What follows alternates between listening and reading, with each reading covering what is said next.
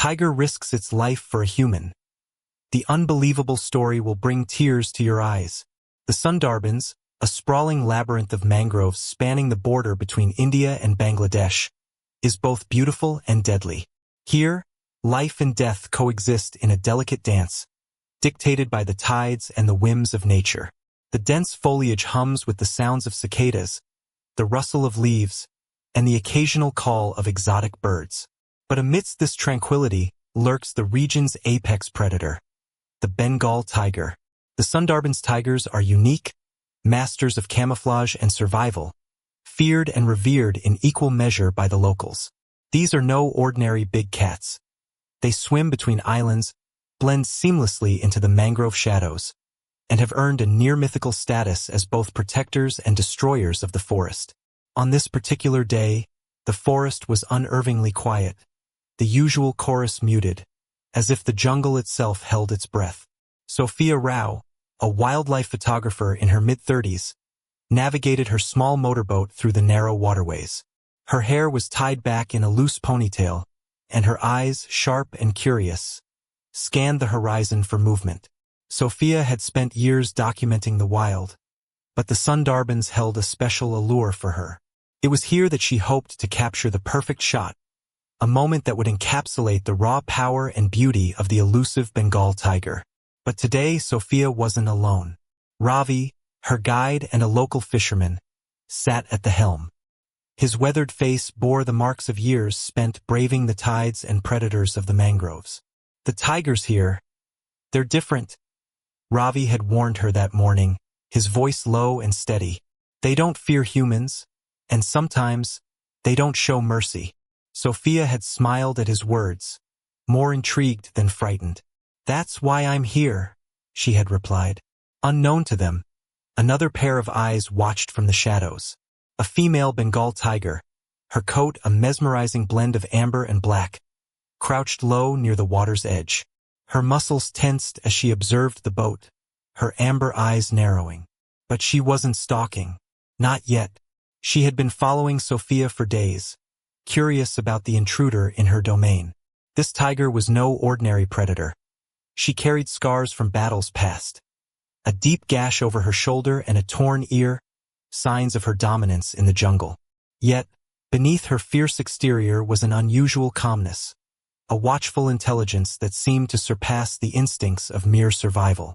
As the sun began to set, casting an orange glow over the mangroves, Sophia spotted a faint movement on the shoreline. She signaled for Ravi to slow the boat. There, she whispered, pointing to a cluster of dense trees. Ravi frowned but obeyed, guiding the boat closer. Sophia lifted her camera, her heart pounding with anticipation. Through her lens, she caught a glimpse of a tiger large, majestic, and utterly captivating. It was the scarred female, her stripes blending perfectly with the dappled light filtering through the trees. But something was wrong. The tiger's ears twitched, and her body stiffened, not at the humans but at something deeper in the forest.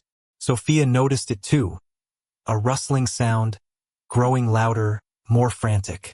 Suddenly, chaos erupted. A herd of deer burst from the undergrowth, their hooves thundering as they fled towards the water. And then, the reason for their panic emerged. A massive saltwater crocodile, its jaws snapping as it pursued the deer into the shallows. Ravi gasped, yanking the motor's cord to back the boat away. But in the commotion, the boat's bow struck a submerged log, and the impact sent Sophia tumbling into the water. Sophia! Ravi shouted, his voice laced with panic as he scrambled to reach her. Sophia surfaced, coughing and sputtering, her arms flailing as the current pulled her deeper into the murky water. The crocodile turned its attention from the fleeing deer to the struggling human, its cold eyes locking onto its new prey. The tiger watched from the shore, her tail lashing. Her instincts screamed to stay hidden, to avoid the giant reptile. Yet, something in her gaze shifted as she watched Sophia's desperate struggle.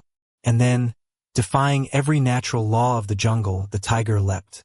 Her massive paws hit the water with a splash, and she swam with powerful strokes towards Sophia. The crocodile, sensing the challenge, turned to face the tiger, its jaws opening wide. On the boat, Ravi froze, unable to believe what he was witnessing. "It's protecting her," he whispered, his voice trembling with both awe and fear. As Sophia felt herself being pulled under by the current, a shadow loomed over her. She turned her head just in time to see the tiger, a vision of raw power and grace, charging towards the crocodile. With a deafening roar, the tiger attacked, her claws raking across the crocodile's armored hide. The water churned with violence as the two predators clashed, their growls and thrashes echoing through the mangroves. In the chaos, Sophia managed to grab a branch from a fallen tree, holding on for dear life as Ravi steered the boat closer to pull her aboard. The battle was over in moments, but it felt like an eternity. The crocodile, bloodied and defeated, retreated into the depths. The tiger, panting heavily, swam to the shore, her body streaked with scratches and bites. Sophia, now safely on the boat, stared at the tiger in disbelief. "Did she save me?" she murmured, her voice barely audible. Ravi nodded, his expression a mix of reverence and fear. This is not normal," he said. "This tiger, she's different." On the shore, the tiger turned her head, her amber eyes meeting Sophia's for a brief, electrifying moment. Then, with a flick of her tail, she disappeared into the jungle, leaving behind a story that would defy everything Sophia thought she knew about the wild. The next morning, Sophia sat on the deck of a forest research station near the Sundarbans, nursing a cup of tea with trembling hands. Her camera sat beside her, its lens fogged from the humidity.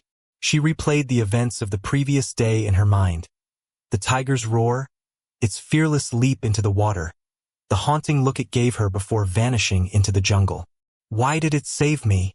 Sophia muttered, glancing at Ravi, who was seated across from her, sharpening his fishing knife.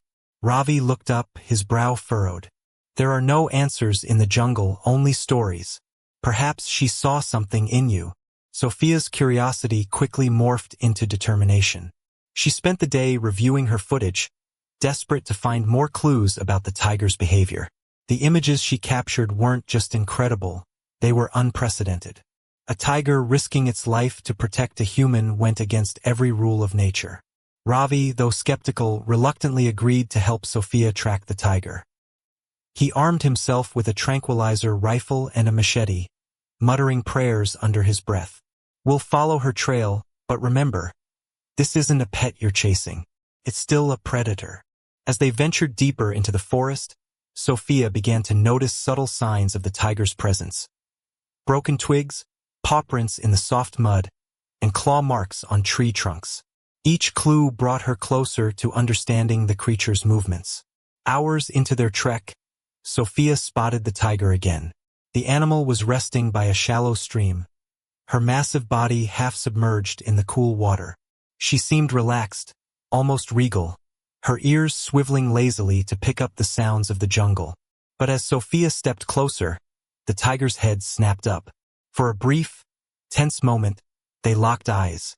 Then, the tiger did something extraordinary. It didn't growl or flee.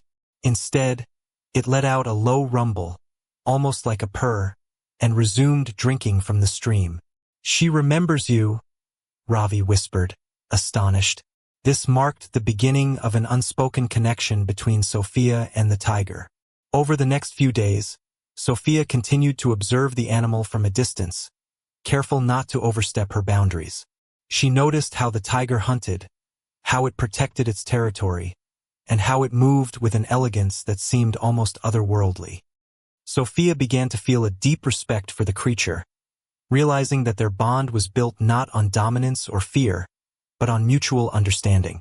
Word of Sophia's encounter spread quickly, reaching the ears of Dr. Anil Mehra, a renowned conservationist and tiger expert who had dedicated his life to studying the Sundarbans. He arrived at the research station unannounced, his weathered face alight with curiosity. "You've stumbled onto something extraordinary," Dr. Mehra said, shaking Sophia's hand. "A tiger behaving like this, it could change the way we think about these animals entirely." Dr. Mara suggested tagging the tiger with a GPS collar to study its movements and behavior. Ravi immediately voiced his objections. It's too dangerous. She's not a lab specimen. She's a wild animal. But Sophia, torn between her admiration for the tiger and the opportunity to contribute to conservation, agreed to the plan. The following night, a team of researchers ventured into the jungle to tranquilize the tiger and fit her with a collar. The process was tense, every rustle of leaves sending a shiver down Sophia's spine. When they finally located the tiger, Dr. Mara prepared the dart. The tiger's roar shattered the silence as she sensed the ambush. She charged at the team, her massive paws pounding the earth. Ravi fired a warning shot into the air, and the tiger skidded to a halt, her ears flattening. The researchers stood frozen, the tranquilizer gun trembling in Dr. Mara's hands. To everyone's astonishment, Sophia stepped forward. She met the tiger's gaze, her hands raised in a gesture of peace. "It's okay," she whispered, her voice steady despite the hammering of her heart. The tiger growled low in her throat but didn't attack. After a moment of tense silence, she turned and retreated into the shadows, leaving the team shaken and awestruck. A week later, disaster struck. Illegal poachers, emboldened by rumors of the tiger's unusual behavior, entered the Sundarbans. They believed the animal would fetch a high price in the black market, either as a trophy or for its body parts. Sophia discovered their presence when she stumbled upon a snare hidden near a watering hole. Her blood ran cold as she realized the trap was meant for the tiger. "We have to stop them," Sophia said, her voice shaking with urgency. Ravi and Dr. Mara agreed to alert the authorities, but Sophia knew they wouldn't act quickly enough. She decided to take matters into her own hands, tracking the poachers through the dense forest. One night, as Sophia followed a trail of footprints, she heard a gunshot echo through the trees. Panic surged through her veins as she sprinted toward the sound. She found the tiger cornered near a cliff's edge, facing 3 armed poachers. The tiger's growl reverberated through the air, her body coiled like a spring.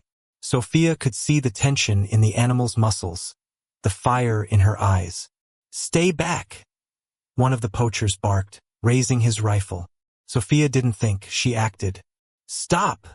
she screamed, stepping into the clearing. The poachers turned, startled by her sudden appearance. "You don't understand," Sophia continued, her voice firm. "That tiger saved my life. She's not just an animal. She's a guardian of this forest." The poachers hesitated, unsure of what to make of her words. But before they could react, the tiger leapt. With a speed and ferocity that defied belief, the tiger lunged at the nearest poacher, knocking him to the ground. The other 2 fled, their courage evaporating in the face of such raw power. The fallen poacher scrambled to his feet and disappeared into the jungle, leaving Sophia and the tiger alone. The tiger stood still, her chest heaving, her amber eyes scanning the forest for further threats. Sophia stepped closer, her voice soft. "You're incredible," she whispered, her awe palpable. The tiger looked at her, and for a fleeting moment, Sophia felt an overwhelming sense of gratitude emanating from the creature. Then, as silently as she had appeared, the tiger vanished into the shadows once more. When Sophia returned to the research station, Ravi and Dr. Mara were waiting, their expressions a mix of relief and anger. "You could have been killed," Ravi scolded, his voice rising. "I couldn't just stand by," Sophia argued. "She's more than just a tiger. She's a symbol of something greater. If we don't protect her, we lose more than an animal. We lose hope." Dr. Mara sighed, rubbing his temples. "This isn't over," he said grimly. "The poachers will come back, and next time they won't run." As night fell, Sophia stood on the deck of the research station, staring into the dark forest. She couldn't shake the feeling that the tiger's fate, and perhaps her own, was tied to something far bigger than she could comprehend. In the distance, the mournful roar of the tiger echoed through the night, a sound that sent shivers down Sophia's spine. She knew the fight was far from over. A few days after Sophia's confrontation with the poachers, the forest seemed unusually still. Even the usual sounds of chirping birds and rustling leaves had fallen silent, as if the jungle itself anticipated a storm. Sophia couldn't shake her unease. She paced the research station, her eyes darting toward the tree line every few minutes. Ravi, sensing her anxiety, tried to reassure her. "She's a survivor," he said. "The tiger knows how to protect herself." But Sophia's instincts told her otherwise. She had spent enough time in the Sundarbans to understand its rhythms, and something was off. That night, the unthinkable happened. The poachers returned, this time in greater numbers, armed with rifles and traps. Sophia heard the distant rumble of a motorboat and the faint echoes of male voices, their tones sharp and commanding. "They're coming for her," Sophia said, her voice trembling. Ravi grabbed his rifle and nodded grimly. "We'll have to warn her." Dr. Mehra hesitated, clearly torn between his scientific obligations and the immediate danger. But as Sophia and Ravi prepared to leave, he grabbed his field bag and followed. "If we're doing this, we're doing it right," he said. The trio navigated the dense forest under the pale glow of the moon. Sophia led the way, her camera slung over her shoulder like a lifeline. She had spent weeks studying the tiger's territory and knew where she would likely retreat in times of danger. A secluded clearing surrounded by tall mangroves. As they approached the clearing, Sophia heard it first. The guttural growls of the tiger, followed by shouts and the crack of gunfire. Panic surged through her veins as she sprinted toward the sounds. They arrived to find chaos. The poachers had cornered the tiger, who was surrounded by a crude ring of fire. Her amber eyes glowed with fury as she lunged at her attackers, her roars splitting the night. Sophia acted on instinct. "We have to stop them," she shouted, grabbing Ravi's arm. But before they could intervene, one of the poachers raised his rifle, aiming directly at the tiger. Time seemed to slow as Sophia ran forward, her voice cracking with desperation. "No! Stop!" The tiger, sensing the danger, turned her head just as the rifle fired. The bullet grazed her shoulder, drawing blood but failing to bring her down. With a deafening roar, she charged at the poacher, her massive body colliding with him and sending him sprawling. The other poachers froze, their confidence shaken by the tiger's ferocity. In the confusion, Ravi and Dr. Mehra stepped forward, their presence startling the attackers. "Leave now," Ravi bellowed, raising his rifle. "This is a protected area. You have no right to be here." The poachers hesitated, their resolve faltering. But before they could retreat, a second gunshot rang out. Sophia turned to see another poacher aiming at her. Time seemed to stop as the tiger leapt between them, her body absorbing the shot meant for Sophia. The impact was immediate. The tiger stumbled, her powerful legs buckling as she collapsed to the ground. For a moment, the forest fell silent. Sophia ran to the tiger's side, tears streaming down her face. "No, no, no," she whispered, pressing her hands against the animal's bloodied flank. The tiger's breathing was shallow, her once bright eyes dulling with pain. "You can't leave me," Sophia pleaded, her voice breaking. "You saved me twice. I won't let this be the end." Dr. Mehra knelt beside her, his hands trembling as he examined the wound. "It's bad, but she might have a chance if we act quickly. We need to get her back to the station." With Ravi's help, they fashioned a makeshift stretcher from sturdy branches and vines. The tiger, too weak to resist, let out a low rumble as they lifted her onto it. The journey back to the research station was grueling.